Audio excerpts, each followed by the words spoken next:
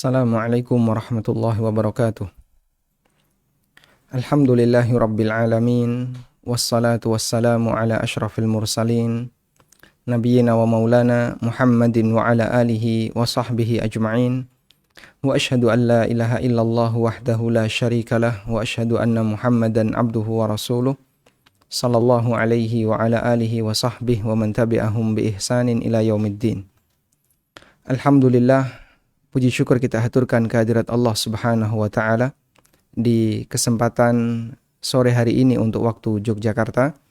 Kembali kita melanjutkan kajian rutin dengan membahas buku Al-Wabilus Sayyib wa Rafi'u Kalimit Thayyib karya Ibnu Qayyim rahimahullahu taala. Dan insyaallah di kesempatan kali ini kita akan membahas tentang doa seusai tasyahud atau doa di penghujung salat. Kita langsung baca keterangan dari penulis rahimahullah. Qala al-musannif rahimahullahu ta'ala al-faslu tsani asyar. Pasal yang ke-12. Fi ad'iyatis salah, berkaitan dengan doa ketika salat, wa ba'da tasyahud, dan doa setelah tasyahud.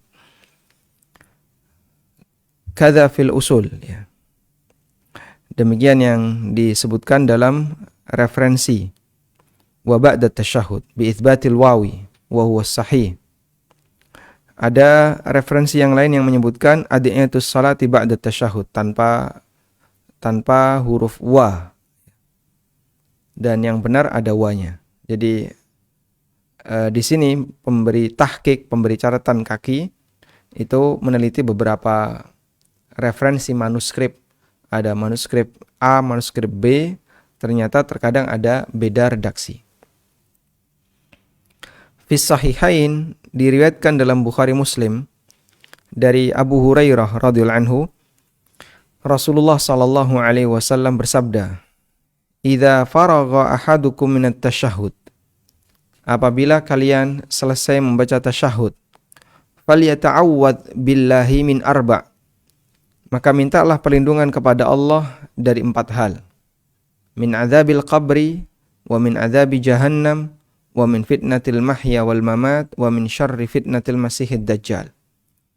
Yang pertama adalah dari azab kubur, yang kedua dari azab jahannam, yang ketiga fitnah kehidupan dan kematian, dan yang keempat dari kejahatan fitnah al-masih ad-dajjal. Wa fihima aidan, dan juga disebutkan dalam sahih Bukhari Muslim dari Aisyah radhiyallahu anha, beliau menceritakan annan nabiyya sallallahu alaihi wasallam kana yad'u fis shalah, bahwa Nabi sallallahu alaihi wasallam berdoa ketika salat, Allahumma inni a'udzubika min adzabil qabri wa a'udzubika min fitnatil masihid dajjal wa a'udzubika min fitnatil mahya wal mamat. Allahumma inni a'udzubika minal ma'thami wal maghram. Faqala lahu qail, lalu ada orang yang bertanya kepada Nabi SAW, ma aktsara ma tasta'idzu minal maghram. Betapa seringnya Anda ya Rasulullah meminta perlindungan kepada Allah dari al-maghram, dari kondisi pailit. Al-maghram artinya pailit. Faqala, kemudian Nabi SAW mengatakan, innar rajula idza gharima haddatsa fakadzaba. Orang itu kalau punya utang, memiliki banyak utang, dia kalau bicara suka berdusta, wa wa'ada fa akhlafa, dan kalau dia berjanji suka mengingkari. Baik. Dalam 2 hadis ini disebutkan bahwa Rasulullah sallallahu alaihi wasallam menuntunkan agar kita memperbanyak memohon kepada Allah perlindungan dari 4 hal. Dan dalam hadis Abu Hurairah, di situ bentuknya perintah, sementara dalam hadis Aisyah, di situ bentuknya amalan. Dalam hadis Abu Hurairah, Rasulullah SAW memerintahkan, apabila kalian selesai tasyahud, falyata'awwad billahi min arba'. Mintalah perlindungan kepada Allah dari 4 hal. Sebelumnya kita akan membahas ini, bahwa bacaan dalam duduk tasyahud, bacaan dalam duduk tasyahud. Ada 4. Yang pertama adalah bacaan tasyahud. Bacaan tasyahud ini sampai kalimat wa asyhadu anna Muhammadan abduhu wa rasuluh. Wa asyhadu anna Muhammadan abduhu wa rasuluh. Yang kedua adalah bacaan sholawat. Dimulai dari Allahumma salli ala Muhammad wa ala ali Muhammad sampai fil alamina innaka hamidum majid, sampai kalimat majid. Yang ketiga adalah perlindungan dari 4 hal, yaitu Allahumma inni a'udzubika min adzabi jahannam wa min adzabil qabri wa min fitnatil mahya wal mamat wa min syarri fitnatil masihid dajjal. Yaitu adzabul qabr, kemudian adzab jahannam, kemudian fitnatul mahya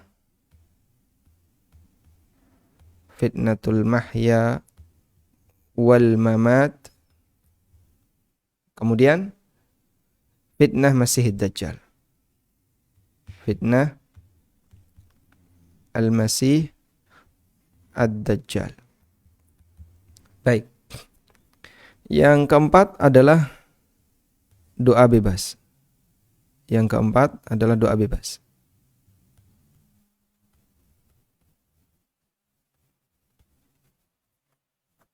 Doa bebas di sini doa apapun, ya, karena itu termasuk di antara waktu yang mustajab.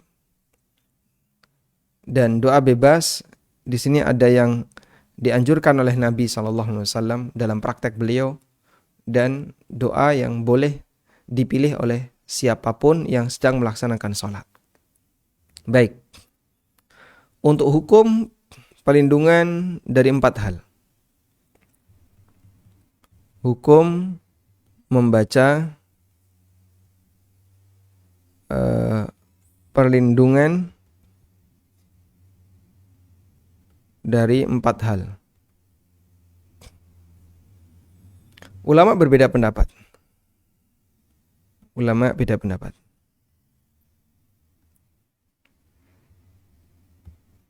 Pendapat yang pertama, hukumnya wajib. Dan ini merupakan pendapat Tawus bin Kaisan. Bahkan Tawus pernah menyuruh anaknya untuk mengulang salat disebabkan karena dia tidak membaca perlindungan dari 4 hal.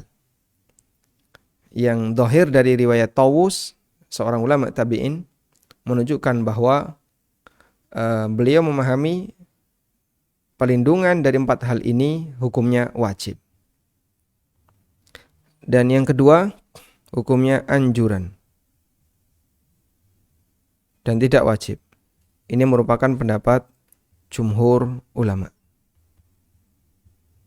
Dan insyaallah pendapat jumhur inilah yang lebih mendekati kebenaran, sehingga diperbolehkan bagi seseorang ketika melaksanakan sholat, dia tidak membaca perlindungan dari 4 hal, yang itu merupakan pendapat jumhur ulama.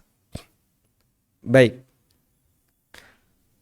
Selanjutnya, sekarang coba kita lihat makna dari perlindungan dari 4 hal tadi. Nabi SAW perintahkan falyata'awwadz billahi min arba. Mintalah perlindungan kepada Allah dari 4 hal.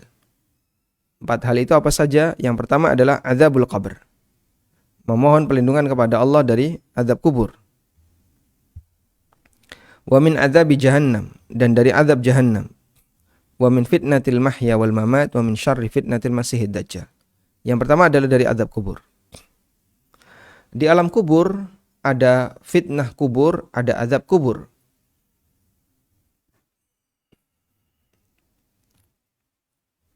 Yang pertama dari azab kubur.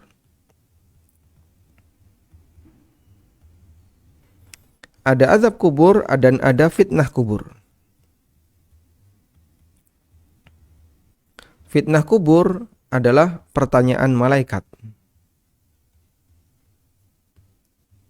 Pertanyaan malaikat di alam kubur.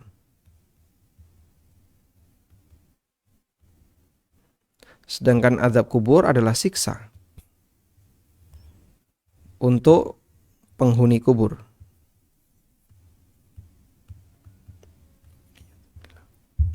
Baik. Dan fitnah kubur didapatkan pertama sebelum orang mendapatkan azab kubur. Sehingga ketika selesai dimakamkan, maka dia akan didatangi oleh malaikat, yaitu Munkar dan Nakir, dan dia mendapatkan fitnah kubur. Karena itu, memohon perlindungan kepada Allah Subhanahu wa taala dari fitnah kubur. Allahumma inni a'udzubika min fitnatil qabr.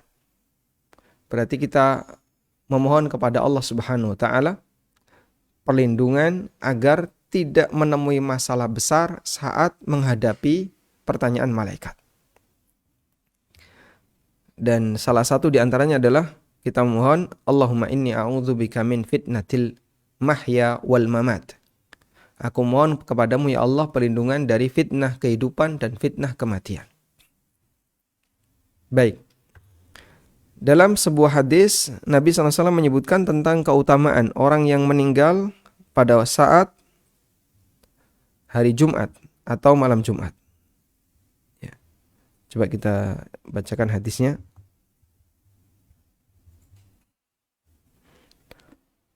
Berkaitan dengan keutamaan orang yang mati di hari Jumat.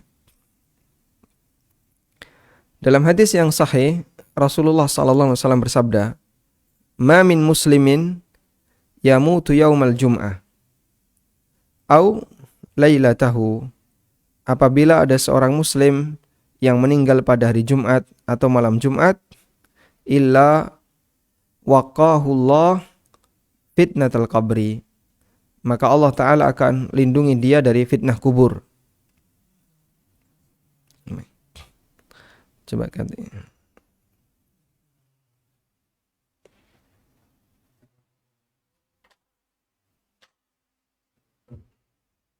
Baik.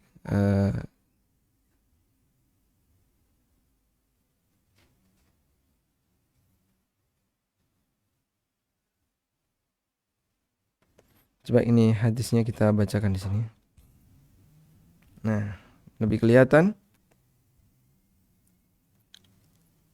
Hadis riwayat Tirmidzi dan statusnya hadis yang hasan, dinilai hasan oleh Syalbani dan seterusnya. Saya sharekan. Hadis yang sangat ma'ruf, barangkali jamaah sudah sering mendengar tentang keutamaan orang yang meninggal di hari Jumat. Dari sahabat Abdullah bin Amr bin As, Rasulullah SAW bersabda, "Ma min muslimin yamut yaumal jum'ah." Tidaklah seorang muslim yang meninggal di hari Jumat, au lailatal jum'ah, atau malam Jumat, illa waqahullah fitnatal qabri, kecuali Allah akan lindungi dia dari fitnah kubur. Baik. Sekarang coba kita lihat keterangan yang disampaikan oleh Al-Qurtubi. Qala Al-Qurtubi, dinukil dalam Tuhfatul Ahwadhi, ya, syarah Sunan Tirmidzi. Kata Al-Qurtubi, hadil ahadits, hadis semacam ini, ay allati tadullu ala nafyi su'alil qabri, yang menunjukkan bahwa di situ tidak ada pertanyaan kubur bagi orang yang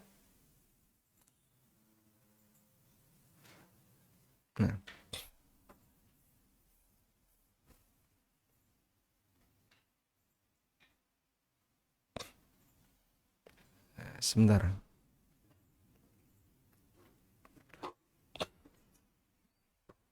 Ini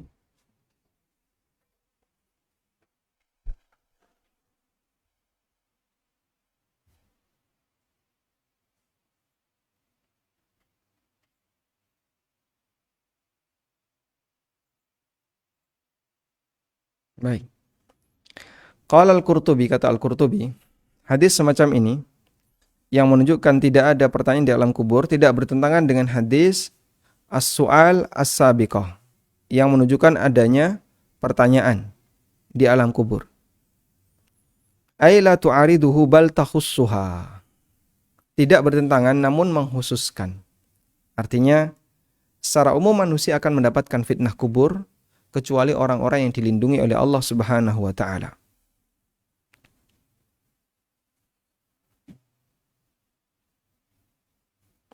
Wa tubayyin, dan menjelaskan man la yus'alu fi qabrihi, bahwa orang yang tidak ditanya di alam kuburnya, wala yuftanu fihi, dan tidak difitnah di alam kubur, mimman yajri alaihi su'al wa yuqasi tilkal ahwal wa hadha kulluhu laysa fihi madkhalun lil qiyas. Ya. Yang dia tidak mendapatkan pertanyaan di alam kubur dan dikiaskan dengan aneka kejadian-kejadian luar biasa di alam kubur. Meskipun semua ini bukanlah ruang untuk kias. Wa inna ma fihi taslim wal inqiyad liqaulis shadiqil masduq.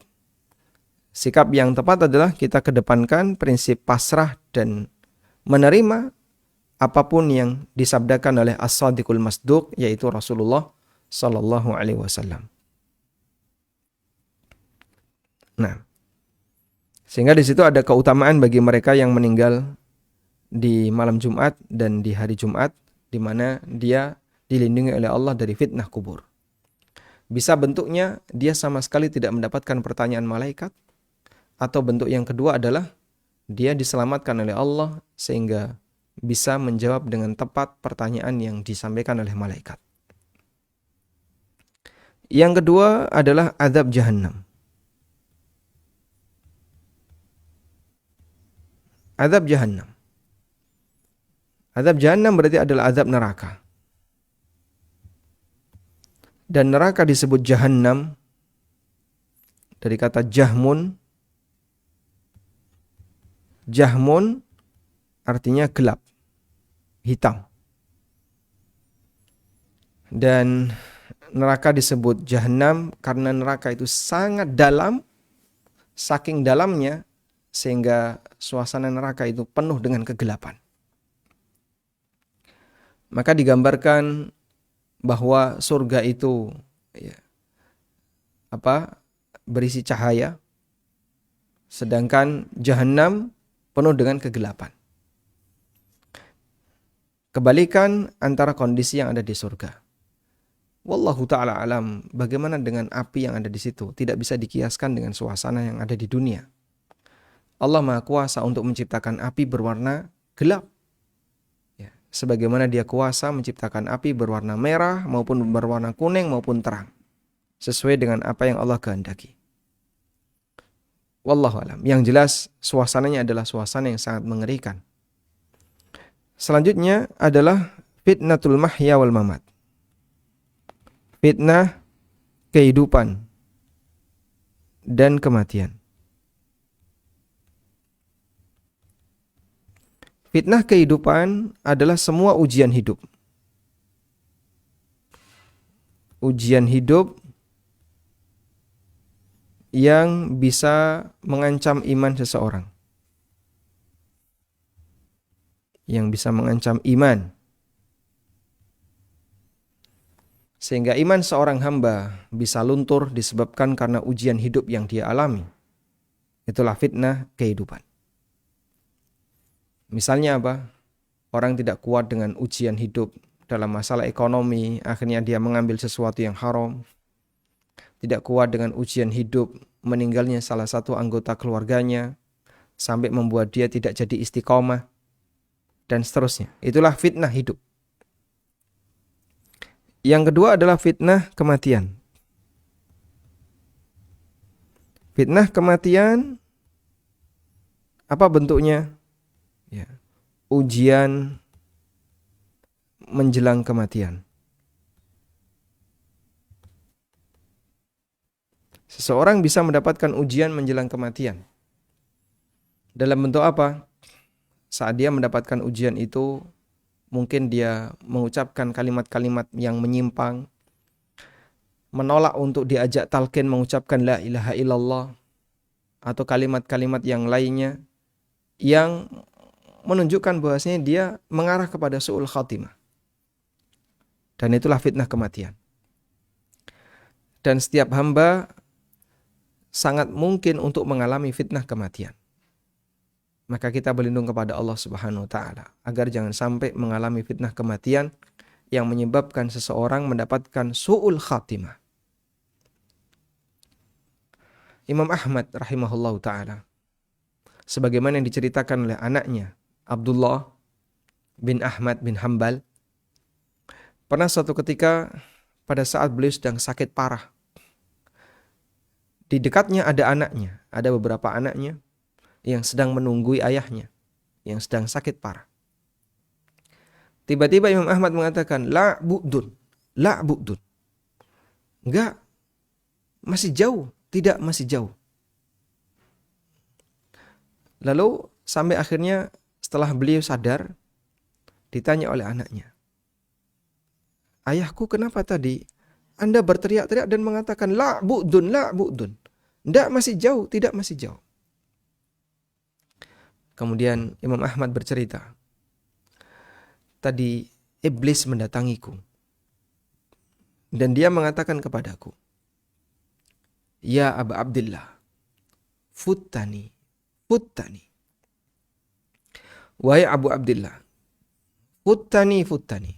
Wahai Imam Ahmad, kunyahnya Imam Ahmad adalah Abu Abdillah. Wahai Imam Ahmad, aku telah gagal untuk menggodamu. Aku gagal untuk mempengaruhi kamu. Aku gagal menggodamu. Iblis datang di hadapan Imam Ahmad, mengaku kalah di hadapan Imam Ahmad. Aku telah gagal untuk menggodamu. Lalu Imam Ahmad mengatakan, la bu'dun, la, enggak, masih jauh, masih jauh. Maksudnya bagaimana? Di saat iblis tidak berhasil menggoda orang saleh sekelas Imam Ahmad untuk melakukan penyimpangan apapun terhadap syariat Allah, maka dia mengambil kesempatan di detik-detik kematian beliau, di akhir hayat beliau, digoda Imam Ahmad ini dengan cara apa? Iblis ngaku kalah di hadapannya. Tujuannya apa? Agar beliau ini menjadi ujub terhadap dirinya. Bisa jadi kemudian muncul dalam hati orang yang ketika iblis datang di hadapannya, tuh lihat, iblis ngaku kalah di hadapan gue. Iblis ngaku kalah di hadapan saya. Ya, berarti saya memang orang hebat. Saya adalah orang yang hebat. Sehingga bisa jadi pengaruh ujub itu muncul di saat musuh itu mengaku kalah di hadapannya. Tapi Masya Allah, beliau dilindungi oleh Allah Subhanahu wa ta'ala. Dan beliau mengatakan, enggak, bukan. Masih jauh kondisi aku daripada itu.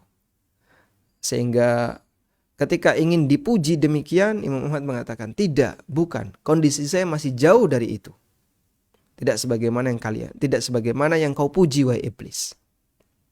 Subhanallah. Di detik-detik terakhir, godaan itu sampai pada posisi pujian kepada seseorang dari setan agar orang itu ujub. Subhanallah. Kalau kemudian orang tidak dilindungi oleh Allah Subhanahu wa ta'ala, sangat besar potensi dia untuk melakukan penyimpangan. Ya. Sekelas Imam Ahmad, dengan aneka kelebihan yang beliau miliki, beliau layak disebut sebagai orang saleh, rajulun saleh, orang yang ahlus sunnah, imam ahlus sunnah. Meskipun demikian, beliau sangat sensitif dengan yang namanya ujub. Yang mungkin kita, ketika diberi oleh Allah kelebihan dalam masalah agama, kemudian kita sudah merasa, Masya Allah ya, memang saya ini orang yang dekat dengan Islam. Saya punya kelebihan, saya cerdas, saya ini, saya pintar, saya banyak menghafal, saya ini. Saya lebih ahlu sunnah. Saya berpegang dengan prinsip ahlu sunnah. Bisa saja muncul seperti itu dalam diri kita. Yang imannya masih jauh di bawah iman-iman mereka. Yang takwanya masih jauh di bawah takwa mereka. Tapi penyakit ujub gampang sekali muncul pada diri kita. Itu contoh fitnah kematian, ujian menjelang kematian yang menyebabkan seorang hamba kemudian tergelincir dan tersesat di hadapan Allah Subhanahu wa taala menjelang kematiannya.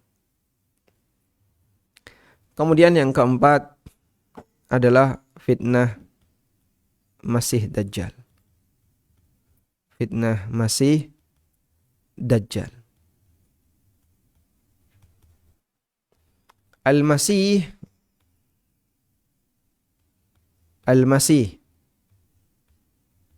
dari kata masaha. Masaha artinya apa masaha? Mengusap.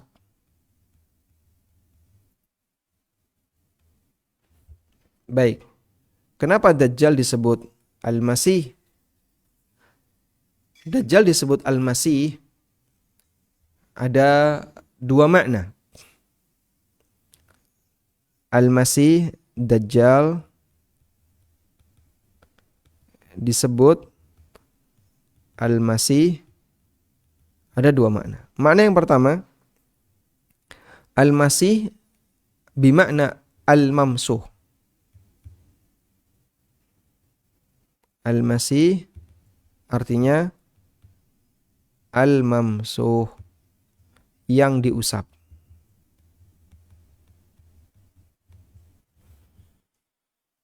Karena wazan fa'il itu bisa bermakna maf'ul. Seperti kata Hamid itu maknanya Mahmud.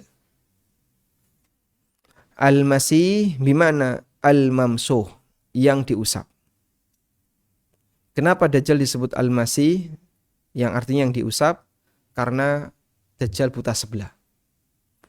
Dan buta sebelah itu seperti datar. Muka kita kan ada gundukan ya, ada yang cekung, ada yang lesung pipi dan seterusnya. Nah, Dajjal itu seperti datar. Maka seolah-olah wajahnya dia diusap. Sehingga dia disebut Al-Masih, makhluk yang terusap, yaitu Dajjal. Kemudian makna yang kedua dari Al-Masih, Al-Masih maknanya Al-Masih. Al-Masih artinya yang mengusap. Yang mengusap maksudnya adalah Dajjal itu mengusap permukaan bumi. Karena Dajjal keliling ke seluruh penjuru bumi. Ke semua penjuru bumi. Tidak ada satupun tempat kecuali dia akan dimasuki oleh Dajjal. Kecuali Mekah, Madinah, Baitul Maqdis, dan At-Tur. Dan Tursina, Bukit Tursina. 4 ini tempat yang tidak akan didatangi oleh Dajjal. Selain itu semuanya akan didatangi oleh Dajjal. Tayyib. Karena itu Dajjal disebut Al-Masih karena dia mengusap seluruh permukaan bumi. Sebab dia berkeliling ke seluruh permukaan bumi. Apakah nanti dia akan sampai ke tanah Jawa? Sampai ke tanah Jawa. Apakah nanti dia juga akan datang ke Eropa? Dia akan datang ke Eropa. Karena tidak ada satupun tempat kecuali dia akan dimasuki oleh Dajjal. Sebagaimana yang disabdakan Nabi SAW.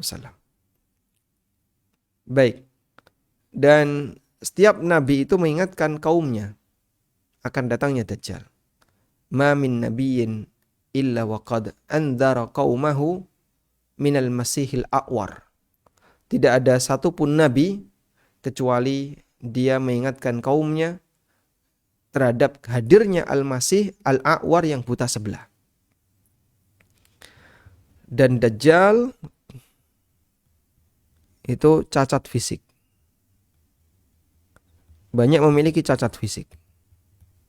Apa saja di antaranya? Buta sebelah. Kemudian mukanya datar. Rambutnya bukan rambut yang bergelombang sebagaimana rambut normal, tapi rambutnya keriting ikal. Kemudian kakinya O. Kenapa dia dihadirkan oleh Allah dalam bentuk cacat fisik? Untuk menjadi penanda bagi umat manusia. Ketika Dajjal itu ngaku Tuhan, tidak mungkin Tuhan itu cacat fisiknya. Karena Dajjal ngaku Tuhan.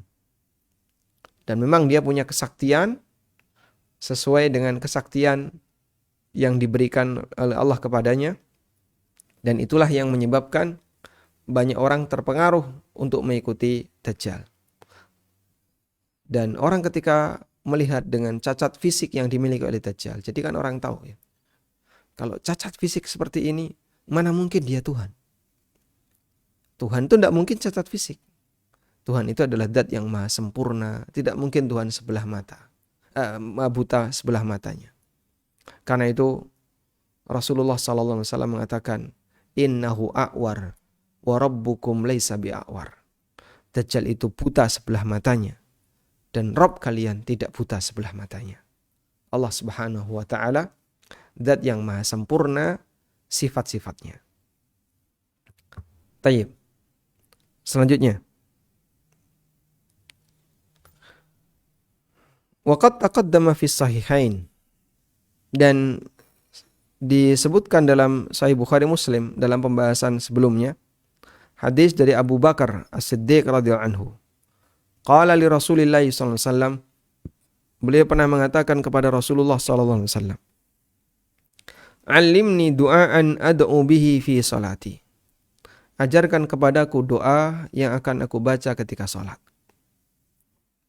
Faqala, lalu beliau bersabda, "Qul Allahumma inni zalamtu nafsi zulman katsira wa la yaghfiru dzunuba illa anta faghfirli maghfiratan min indika warhamni innaka antal ghafurur rahim." Ucapkanlah, Allahumma inni zalamtu nafsi. Ya Allah, aku telah mendolimi diriku sendiri. Zulman katsira, dengan kezaliman yang banyak. Wala yaghfiru dzunuba illa anta, dan tidak ada yang bisa mengampuni dosa kecuali Engkau. Faghfirli maghfiratan min indik, maka ampunilah aku dengan ampunan yang datang darimu. Warhamni, dan rahmatilah aku, innaka antal ghafurur rahim, sesungguhnya Engkau zat yang maha pengampun lagi maha penyayang. Dan doa ini diajarkan oleh Abu Bakar, diajarkan oleh Nabi SAW kepada Abu Bakar atas permintaan Abu Bakar As-Siddiq radhiyallahu anhu untuk dibaca ketika sholat. Artinya ini adalah doa yang istimewa. Sangat disayangkan ketika ada seorang muslim yang tidak menghafalkannya. Allahumma inni zalamtu nafsi zulman katsira wa la yaghfiru dzunuba illa anta faghfirli maghfiratan min indika warhamni innaka antal ghafurur rahim. Dalam doa ini terdapat banyak bentuk tawassul. Terdapat banyak bentuk tawassul ketika berdoa. Coba kita lihat. Allahumma inni zalamtu nafsi. Ya Allah, aku telah mendolimi diriku sendiri. Zulman katsira, dengan banyak kezaliman. Pengakuan kesalahan ketika hendak memohon ampun, itu salah satu di antara penyebab lebih mudah diampuni. Kalau orang minta maaf tapi dia nggak ngaku salah, saya minta maaf meskipun saya nggak ngaku salah, gimana dia bisa dimaafkan? Dia nggak ngaku salah. Sehingga ketika minta maaf, seseorang harus menunjukkan kerendahan hati dia, bentuk tawadhu dia. Dan bagian dari bentuk tawadhu adalah dia mengaku salah, dia mengaku keliru, lalu dia minta maaf. Makanya orang yang sombong tidak akan minta maaf. Dia merasa dirinya tidak pernah salah, dia merasa dirinya di posisi yang benar. Ya. Dia merasa dirinya gengsi kalau sampai harus minta maaf. Dan kalaupun sampai terpaksa, kamu harus tetap minta maaf. Terpaksa, itu pun dia minta maaf, tapi dia tidak ada merasa bersalah. Dalam kondisi seperti itu, bagaimana mungkin dia akan dimaafkan? Maka bentuk pengakuan dosa, Allahumma inni zalamtu nafsi zulman katsira. Ya Allah, aku telah banyak mendolimi diriku sendiri. Ini adalah bagian dari bentuk tawadhu di hadapan Allah sebelum orang itu mohon ampun kepada Allah. Kemudian tawassul yang kedua adalah pengakuan bahwa tidak ada yang bisa mengampuni dosa kecuali Allah. Wala yaghfirudz dzunuba illa anta. Dan tidak ada yang bisa mengampuni dosa kecuali Engkau. Sehingga kepada siapa lagi aku akan mohon ampun terhadap dosa-dosaku kalau Engkau ya Allah tidak mau mengampuniku. Sementara tidak ada yang bisa mengampuni dosa kecuali Engkau ya Allah. Lalu kepada siapa lagi saya akan mohon ampun? Seorang anak yang mungkin dibenci oleh bapaknya misalnya. Dia masih punya harapan. Ibu sayang sama saya. Sehingga di saat dia dibenci oleh bapaknya, dia nanti melakukan pendekatan untuk bisa balik ke rumahnya melalui ibunya. Semoga nanti ibu melobi bapak ya, agar saya dimaafkan. Karena dalam satu rumah tangga ini ada banyak unsur. Ketika orang tuanya tidak memaafkan, bisa jadi dia melobi pamannya. Lalu dia lewat pamannya, lewat bibinya. Kalaupun ibu, bapak tidak mau memaafkan, coba nanti saya akan melobi paman dan bibi. Semoga mereka mau untuk menjembatani masalah saya dengan orang tua misalnya.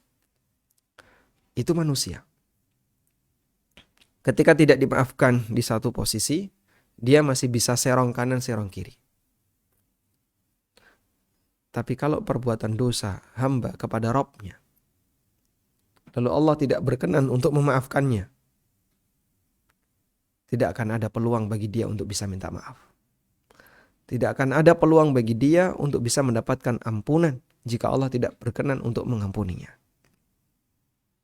Karena itu di sini ada ikrar, wala yaghfirudz dzunuba illa anta. Dan tidak ada yang bisa mengampuni dosa kecuali Engkau ya Allah. Karena satu-satunya yang berhak mengampuni dosa hanyalah Allah Subhanahu wa ta'ala. Dan ini pengakuan kita terhadap rububiyah Allah. Yang bisa mengampuni dosa hanya Allah. Seorang imam gak bisa mengampuni dosa.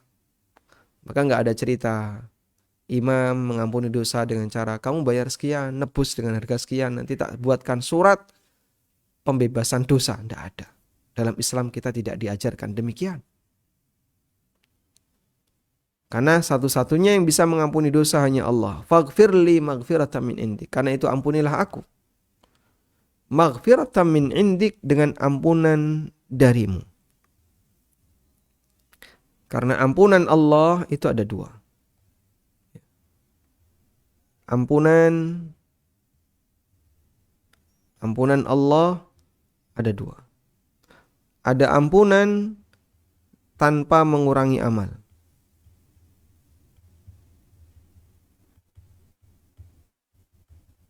Ini adalah ampunan dari Allah langsung.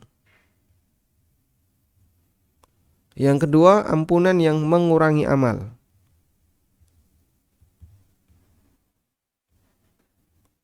Sehingga Allah memberikan ampunan kepada hamba dengan berupa kafarah. Ini pakai cara kafarah. Salatnya hamba bisa menjadi kafarah. Kemudian amal-amalnya hamba bisa menjadi kafarah atas dosa-dosa dia. Seperti puasa bisa jadi kafarah. Nah, kalau ampunnya seperti ini, maka dia mengurangi amal. Nah, dalam doa ini kita meminta kepada Allah Ta'ala agar ampunan itu tidak mengurangi amal. Maka yang kita minta adalah faghfirli, ampunilah aku, maghfiratan min indik, dengan ampunan yang datang darimu. Artinya ampunan yang langsung dari Allah dan bukan ampunan karena cara kafarah. Masya Allah. Warhamni, dan rahmatilah aku. Apa yang dimaksud atau perbedaan antara maghfirah dengan rahmat? Ada banyak perbedaan pendapat dalam masalah ini. Dan pendapat yang paling kuat adalah bahwa maghfirah itu berlaku untuk dosa masa silam, sedangkan rahmat untuk dosa di masa mendatang. Innaka antal ghafurur rahim. Sesungguhnya engkau zat yang maha pengampun lagi maha penyayang. Sekali lagi, ini doa yang sangat istimewa. diajarkan oleh Nabi SAW kepada sahabat terdekat beliau, yaitu Abu Bakar As-Siddiq radhiyallahu anhu, atas permintaan dari Abu Bakar radhiyallahu anhu untuk dibaca ketika sholat. Sehingga sangat disayangkan jika ada kaum muslimin yang tidak pernah membaca doa ini dan tidak menghafalkan doa ini. Allahumma inni zalamtu nafsi zulman katsira wa la yaghfiru dzunuba illa anta faghfirli maghfiratan min indika warhamni innaka antal ghafurur rahim. Selanjutnya, wa fi sahihi Muslim, dan dalam sahih Muslim dari hadis Ali radhiyallahu anhu fi sifati salatin Nabi sallallahu alaihi wasallam, berkaitan dengan tata cara salat Rasulullah sallallahu alaihi wasallam. Wa qad taqaddama bitulihi fil fasl ashir, dan telah disebutkan panjang lebar di pasal yang ke-10. Di sini disebutkan, lihat halaman 273. Halaman 273. Baik, coba kita menuju halaman 273.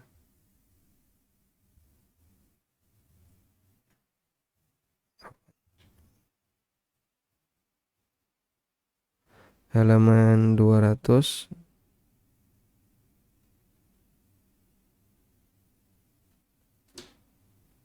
Nah, Masya Allah. Balik lagi.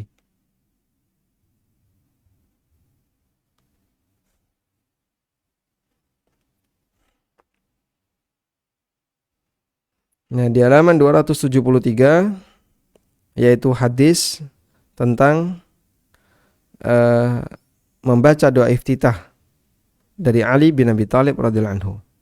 Wajjahtu wajhi lilladzi fatara as-samawati wal ardi hanifa wa ma ana minal musyrikin, dan seterusnya. Nah, itu juga termasuk di antara doa yang bisa dibaca ketika salat, karena di sini berbicara fi adiyatis shalah, doa ketika salat.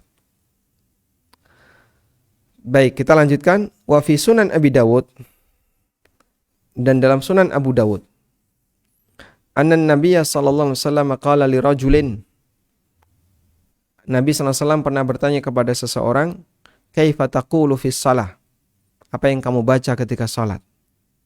Qala atashahhadu, aku membaca tasyahud. Wa aqulu Allahumma inni as'alukal jannah wa a'udzubika minan nar, dan aku berdoa, ya Allah, aku mohon kepadamu surga dan aku berlindung darimu neraka. Ama inni la uhsinu dandanataka wala dandanata Mu'ad, dan aku tidak bisa menirukan bacaan yang Anda baca dan juga bacaan yang dibaca oleh Mu'ad. Dandana itu bahasa kita komat kamit, namanya dandana.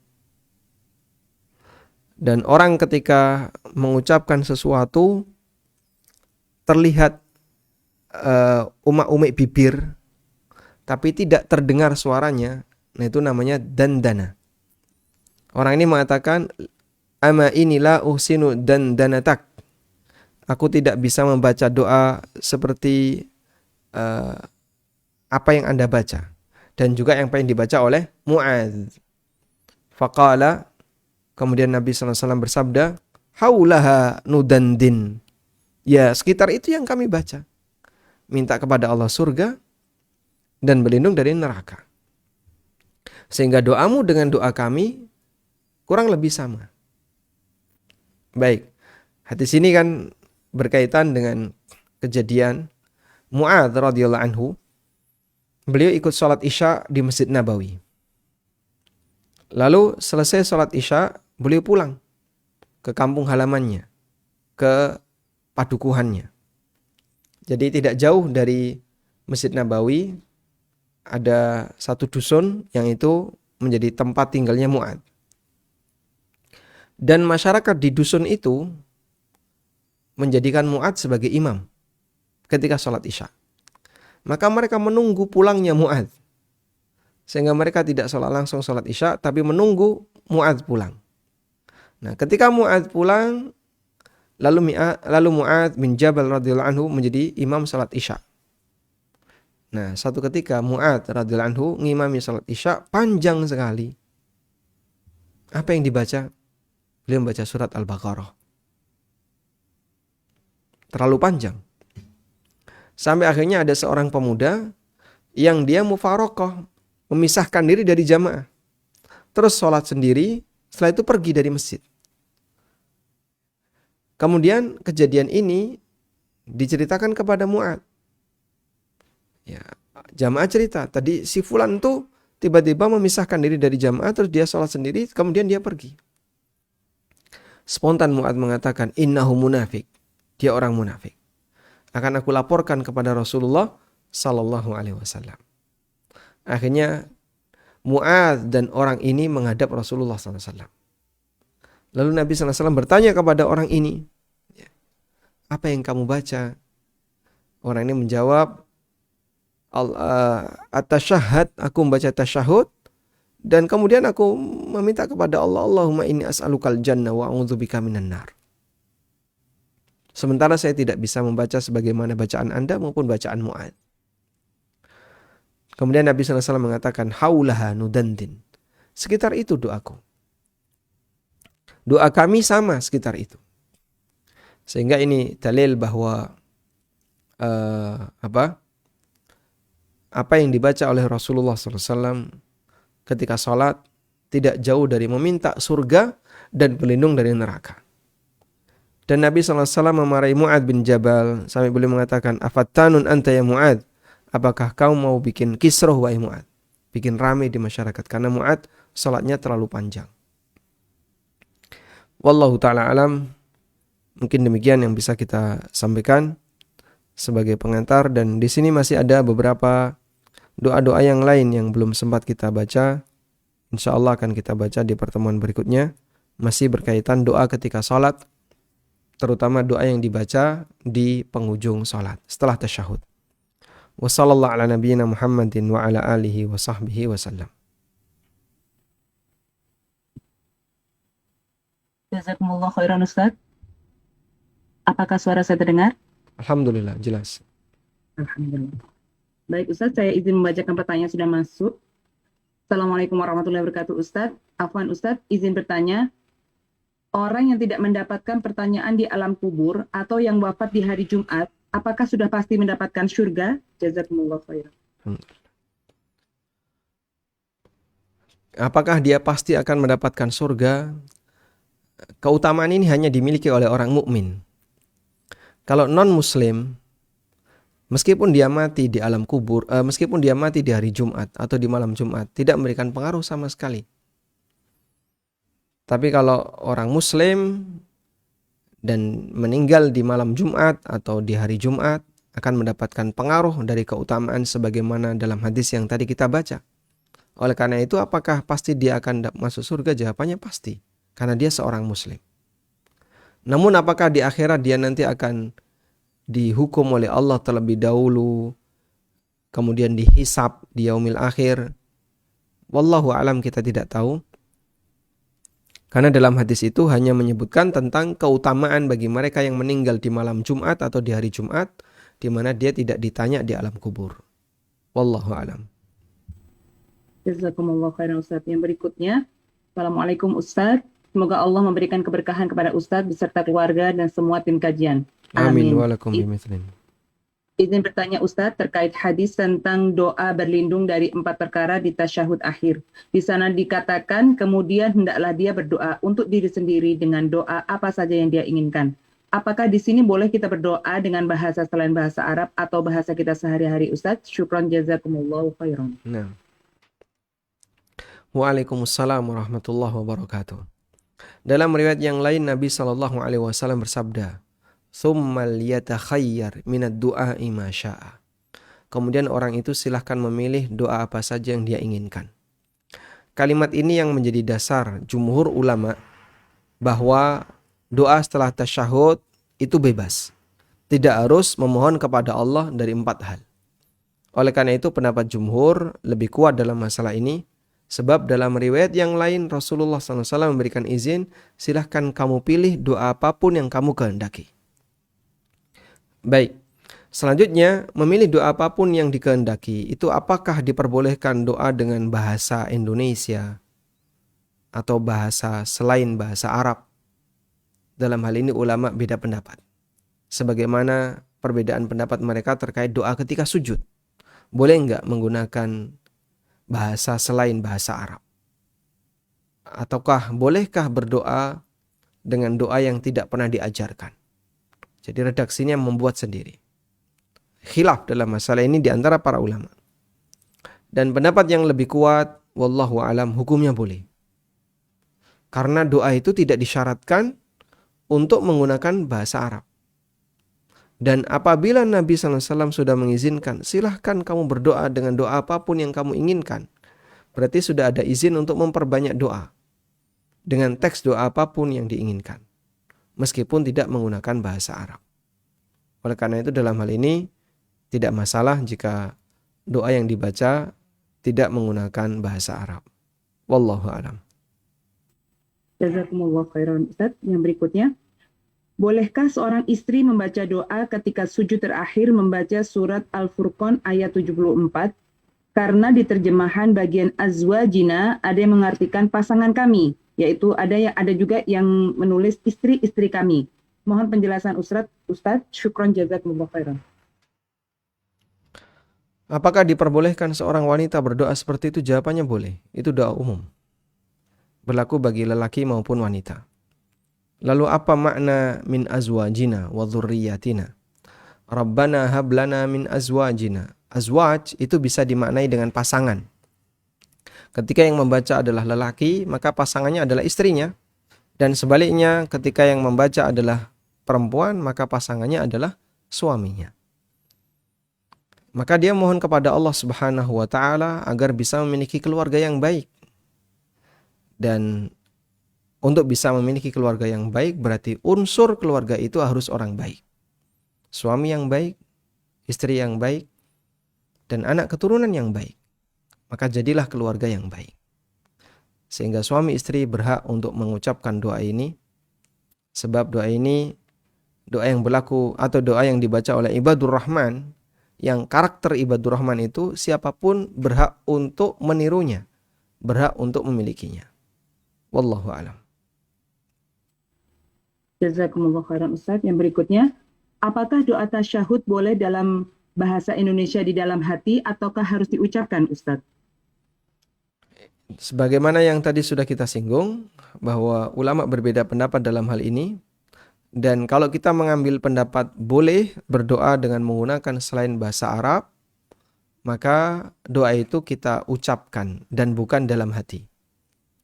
Sebab terhitung sebagai doa apabila terucap. Kalau masih sebatas di dalam hati, belum terhitung sebagai doa. Sebagaimana bacaan Al-Quran terhitung sebagai bacaan Al-Quran kalau terucap. Kalau Anda membuka mushaf, lalu membaca seperti kita baca buku, kayak screening gitu. Jadi mulut tidak bergerak. Nah, kita baca Quran kayak gitu. Tidak mendapatkan pahala per huruf. Pahala per huruf sama dengan 10 pahala. Kenapa nggak dapat, Pak? Karena Anda tidak membaca Quran. Anda nyeken Quran. Sehingga kalau baca Quran gimana? Harus keluar hurufnya. Alhamdulillahi Rabbil Alamin. Keluar hurufnya. Tapi kalau dia diam saja. Dalam hatinya berbunyi Alhamdulillahi Rabbil Alamin.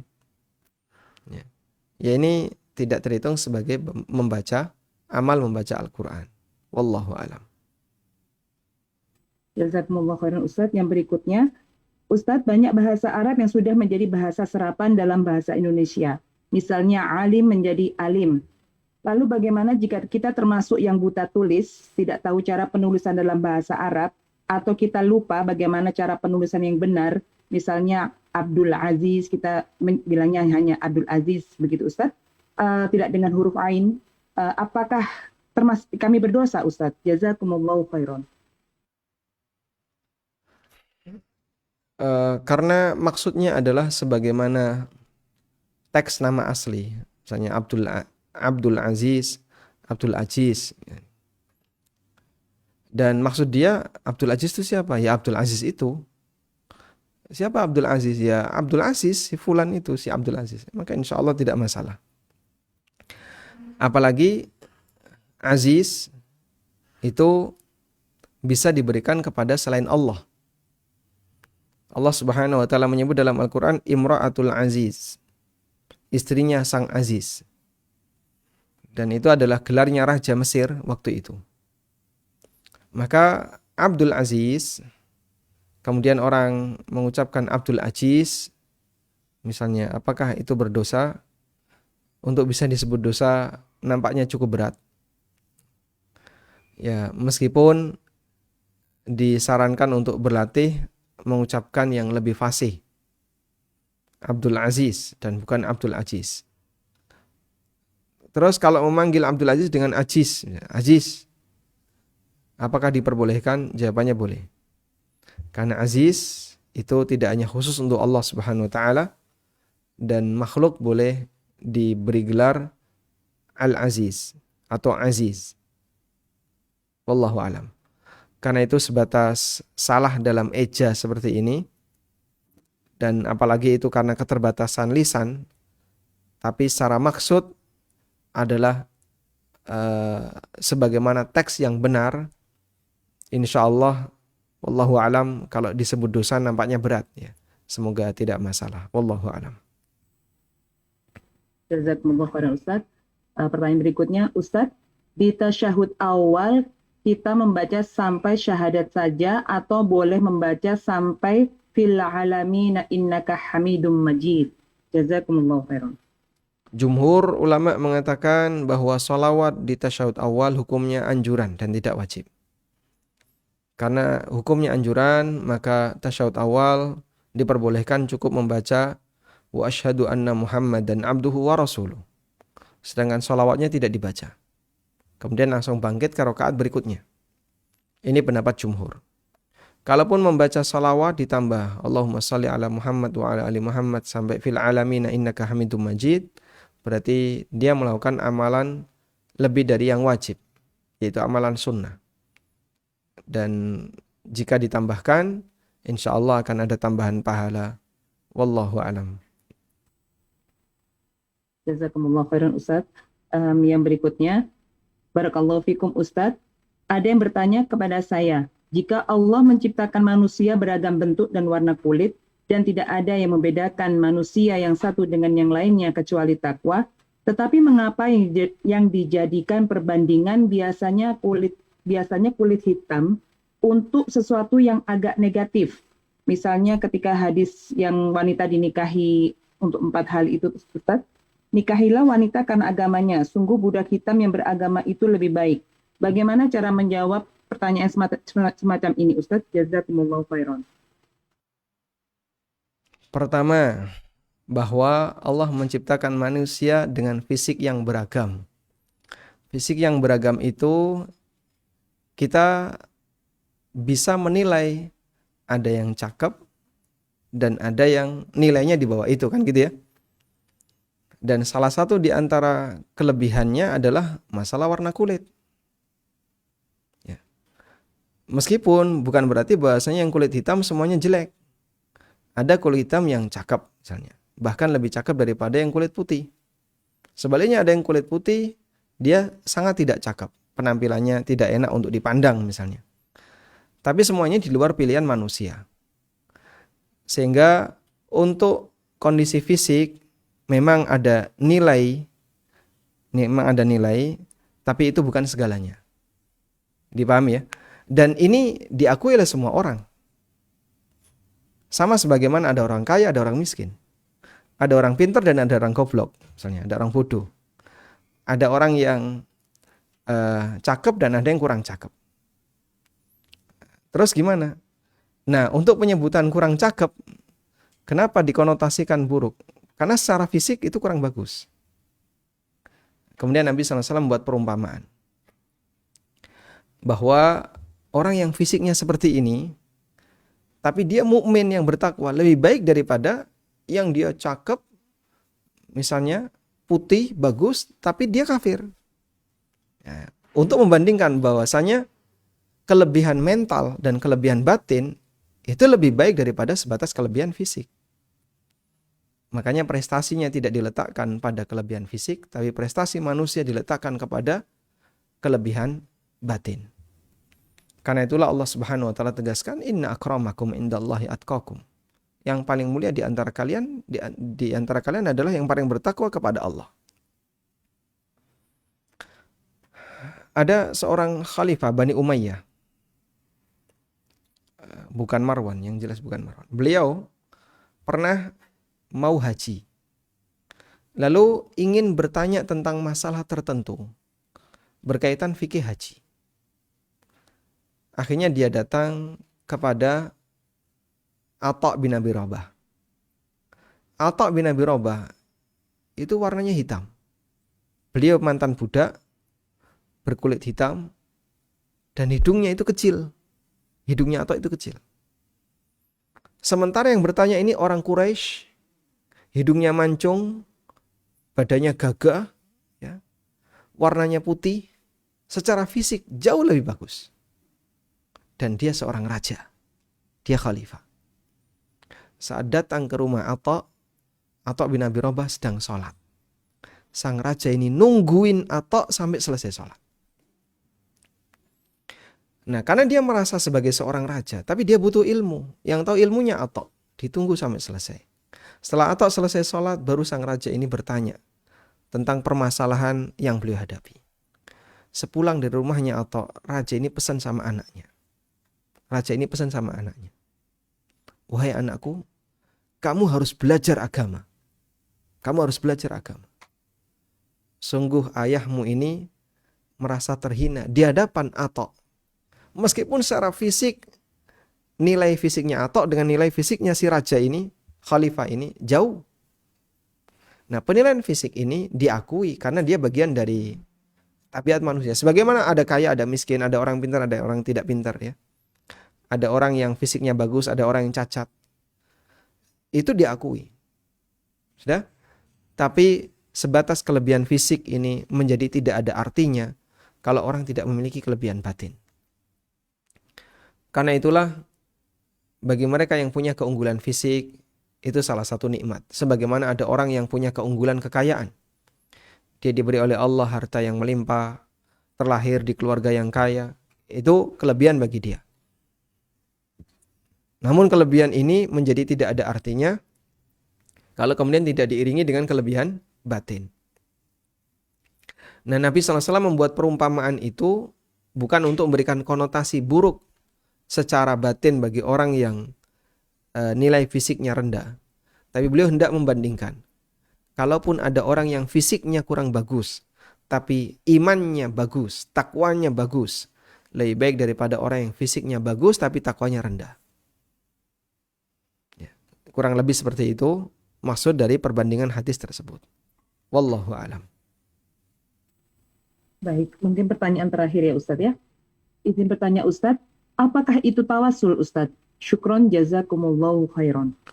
Tawassul adalah kedekatan yang dilakukan oleh seorang hamba, usaha mendekatkan diri yang dilakukan oleh hamba agar doanya itu lebih mustajab. Karena ketika meminta kepada Allah, kita diajarkan agar jangan langsung meminta. Tapi pakai pendekatan-pendekatan dulu. Sebagai bentuk sopan santun seorang hamba di hadapan Rabb-nya. Jangan langsung meminta.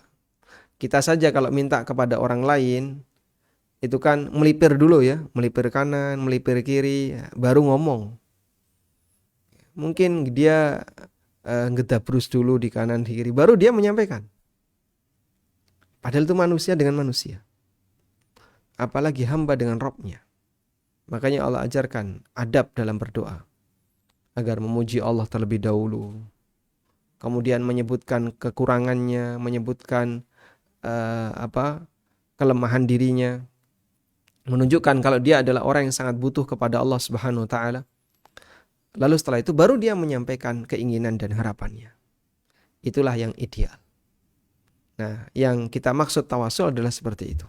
Dalam doa yang tadi dibaca oleh Abu Bakar, ada bentuk tawassul dengan memuji Allah. Allahumma inni dzalamtu nafsi zulman katsira, itu merendahkan diri sendiri. Kemudian wala yaghfiru dzunuba illa anta, ini pujian untuk Allah. Kita mengakui tidak ada yang bisa mengampuni dosa kecuali Allah semata. Baru kemudian minta kepada Allah ampunan. Dan itu juga berlaku untuk doa-doa yang lain. Anda silahkan memuji Allah. Walillahil asma'ul husna fad'uhu biha. Allah memiliki asma'ul husna, maka gunakanlah untuk berdoa.